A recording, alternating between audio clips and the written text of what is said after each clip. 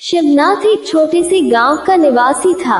वह एक गरीब किसान था जिसके पास जमीन का छोटा सा टुकड़ा था।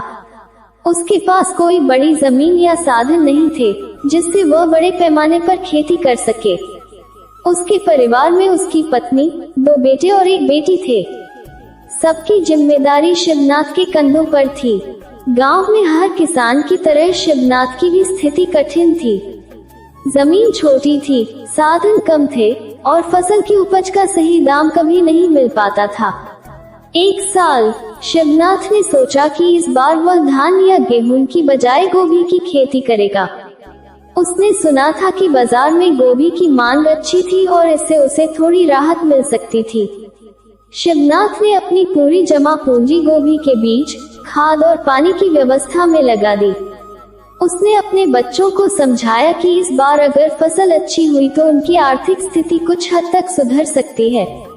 शिवनाथ की मेहनत और उसका उत्साह देखकर गांव के लोग भी उसे प्रोत्साहित करने लगे।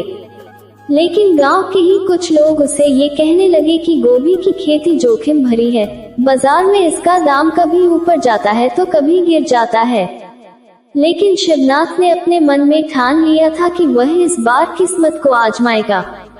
फसल बोने के बाद शिवनाथ रोज सुबह उठकर खेत में मेहनत करता, लेकिन किस्मत हमेशा उसका साथ नहीं देती थी। पहले बारिश की कमी ने उसकी चिंता बढ़ाई। गांव में पानी की समस्या पहले से ही थी और इस बार तो मानसून भी धोखा दे गया। शिवनाथ ने किसी तरह से कुएं और तालाब से पानी जुटाया और गोभी के पौधों को जीवित रखने की कोशिश की। फिर एक दिन गांव में टिड्डियों का हमला हो गया। पास के गांवों की फसलें नष्ट हो चुकी थीं और अब टिड्डियां उनके गांव की ओर बढ़ रही थीं। शिवनाथ के दिल में डर बैठ गया कि अगर ये टिड्डियां उसकी फसल पर हमला कर देती हैं, तो उसकी सारी मेहनत बर्बाद हो जाएगी। लेकिन किस्मत से शिवनाथ के खेत तक टिड्डियां नहीं पहुंची और उसकी गोभी की फसल सुरक्षित रही। जब फसल तैयार होने को आए तो गोभी के फूल बड़े और हरे भरे दिखाई देने लगे। शिवनाथ का दिल खुशी से झूम उठा।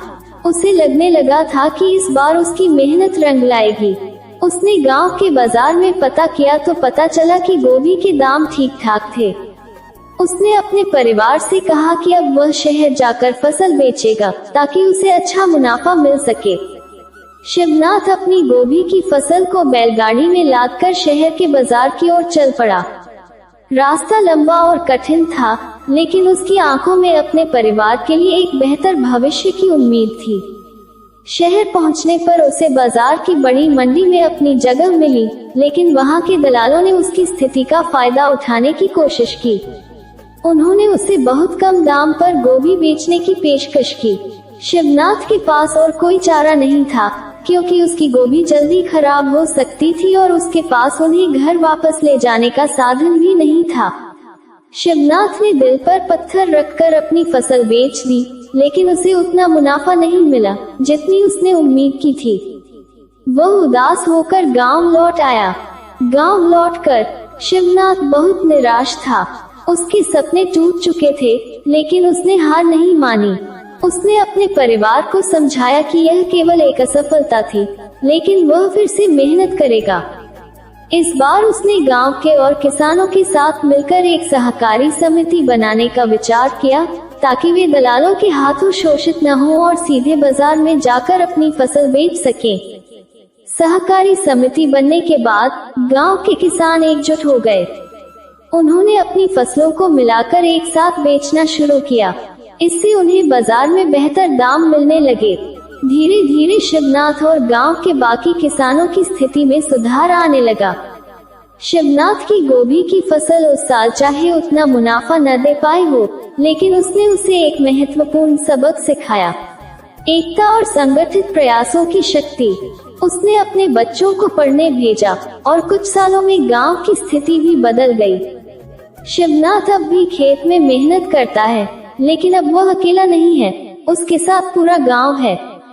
ये कहानी गरीब किसान शिवनाथ की नहीं, बल्कि हर उस किसान की है जो अपनी मेहनत और आशाओं से एक बेहतर भविष्य बनाने की कोशिश करता है। गोभी की वह फसल भले ही उसके सपनों को तुरंत पूरा न कर सकी, लेकिन उसने उसे एक रास्ता दिखाया जिससे वह और उसके जैसे किसान अपने भविष्य को बेहतर बना सकते हैं।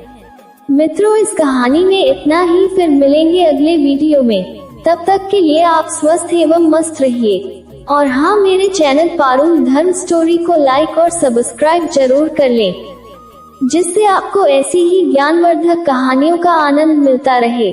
धन्यवाद।